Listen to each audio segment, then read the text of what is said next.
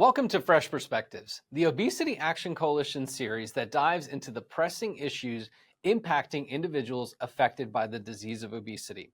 I'm James Zervios, OAC's Vice President and Chief Operating Officer, and I'm thrilled to have you join us for this important conversation during Obesity Care Week.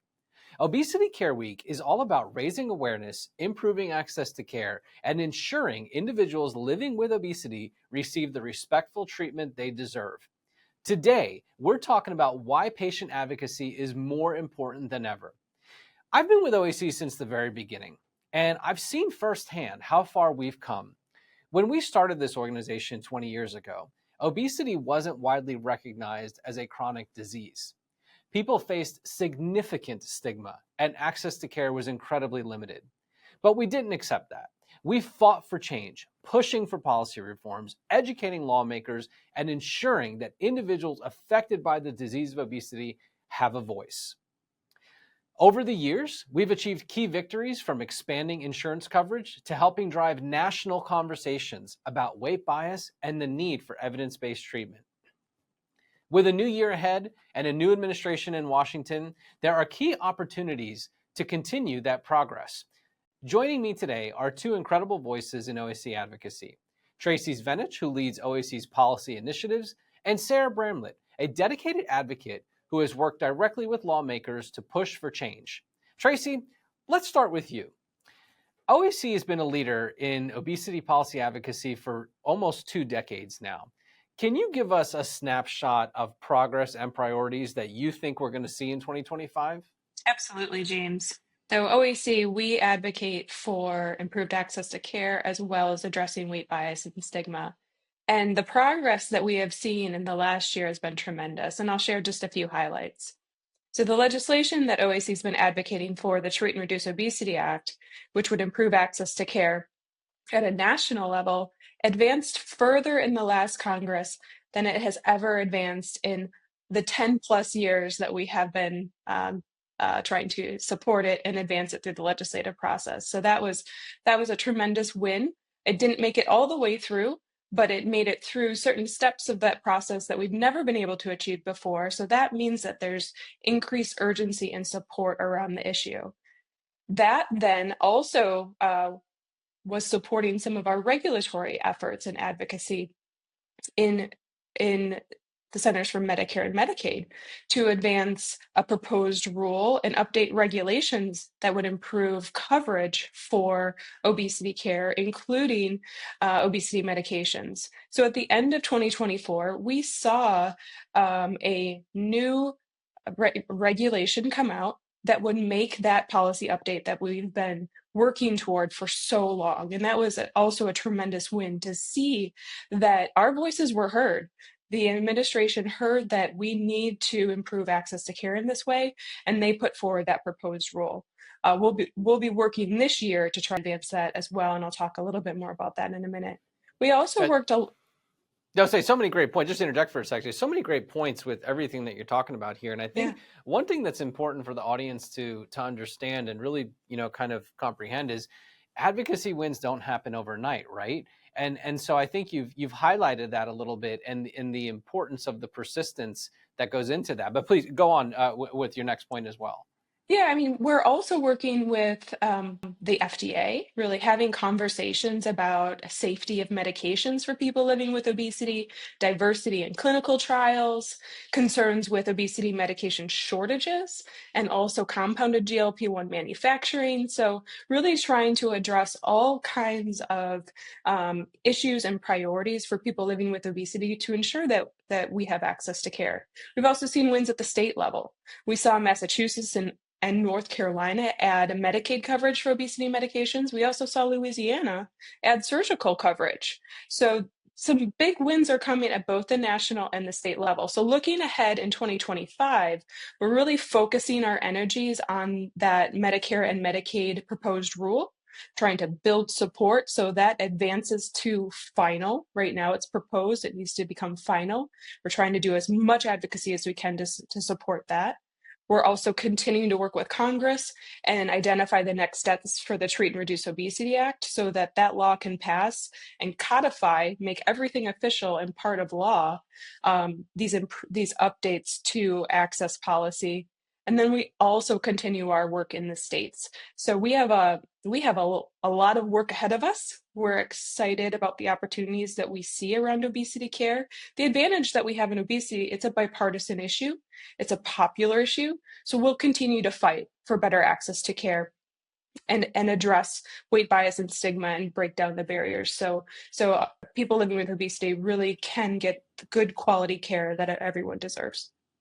You talked so much in there about all the different fronts that we're fighting on right now when it comes to advocacy and increasing access to care and fighting weight bias. And we know that a lot of that happens here at the national level, especially with you and Sarah. But the reality is that we can't do that alone, right? And so that's where the OAC community comes in and the impact that our members have. And Sarah, honestly, this is where you come in. So Sarah, you've been the one that's really been leading this charge for us with advocating for access to care and weight bias and threading through those members and getting them meetings with our legislators and key policymakers. So can you share a little bit more with us about that? Certainly, James. And as you well know, I got my start with being advocacy trained at the Your Weight Matters Convention by OAC back in 2012. And I took that training and really flourished with it. And for the past over 10 years now, have been advocating on Capitol Hills and locally, meeting with my members of Congress. And what I've learned from that is the patient stories are the most powerful component of advocacy. I mean, we lean on our healthcare providers and the research to provide the scientific reasoning behind obesity treatment. But when the policymakers hear from patients, hear from real life people about the need for access to care and how these broken policies and these gaps in coverage affect people's lives, affect our daily livings, our ability to enjoy time with our family, our ability to work, that is really more powerful than any piece of research, honestly. And that's why they need to hear from us. They need to hear from the patients. And I know it's been a while. It's been 10 years. And as you mentioned, change does not happen overnight. Any meaningful change, it's going to be a marathon and not a sprint. And I always say, like, obesity is a chronic disease. We are going to be living with it for the rest of our lives. So we need to know how to fight and advocate for it, for the needs we need for the rest of our lives, because our needs will change. And as Tracy highlighted, though, with the wins, our voices are being heard. I know personally the difference I see when I go into offices, the reaction from the staff. When I heard the members of Congress speaking during the Ways and Means Committee meeting last the Ways and Means Committee hearing last summer, to hear lawmakers, members of Congress speak about patients with obesity deserving these treatments. No one was against the Treat and Reduce Obesity Act. They just wanted to make sure that everyone who needed treatment got the treatments they needed. And we talked about that, and Sarah, we talked about, just to interject for a second, as a staff, I remember we were all chatting away, and I think we were like, is TROA about to pass? Because there were some people that actually, some legislators that actually suggested that, and of course it didn't at that time, but there was no one that was against it. I think that's such an important point that you just brought up. And James, you just brought up a good point. The legislative process can be complicated. We don't expect our advocates to understand every element of moving legislation or every element of a proposed rule, or regulatory action. But we just need you to share your story. And that's why we offer, our Action Center, which makes it easy. We're going to offer more advocacy training during 2025. And the key to this all is persistence. We will ask you to contact your members of Congress or your state, Senate or legislatures multiple times, because we have to keep this as on top of the radar. They say the squeaky wheel gets the grease. So we have to, with everything else going on in the world, just typically there's a lot going on during Congress. The staff are hearing from a lot of people. So we have to be persistent and be consistent with our message, and just, it's okay to contact them more than once. Actually, that's encouraged. And I will tell you, from working with these staff members over the years, they like to hear from their constituents, especially on something as universal and bipartisan as obesity, I will guarantee you, if they're not living with obesity themselves, they know someone who is. Most likely, someone in the office or a family member has been touched by this chronic condition and they understand it. And when you call or send an email, especially when you call, I know people might be hesitant to make phone calls. They'll love to speak to you about obesity. They'll probably be more than happy to speak at length with you.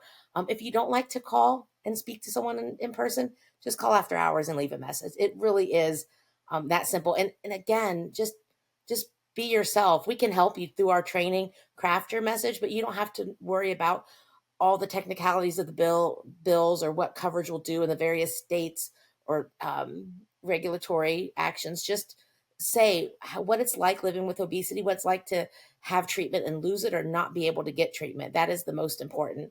And again, we're going to make it as easy as possible for you. And we're here to help you if you have any questions. Well, this has been such an insightful conversation. Tracy, Sarah, thank you very much for both sharing your perspectives and expertise and experiences. If today's discussion has inspired you, I encourage you to get involved. Advocacy is how we create lasting change. Visit obesitycareweek.org and obesityaction.org to learn more and get involved. 20 years ago, OAC started with a mission to give individuals affected by obesity a voice. Today, that voice is stronger than ever, but there's still work to do. Let's keep this momentum going. Together, we can commit to pushing for real, meaningful change in obesity care. Thanks for joining us on this special Obesity Care Week episode of Fresh Perspectives. We'll see you next time.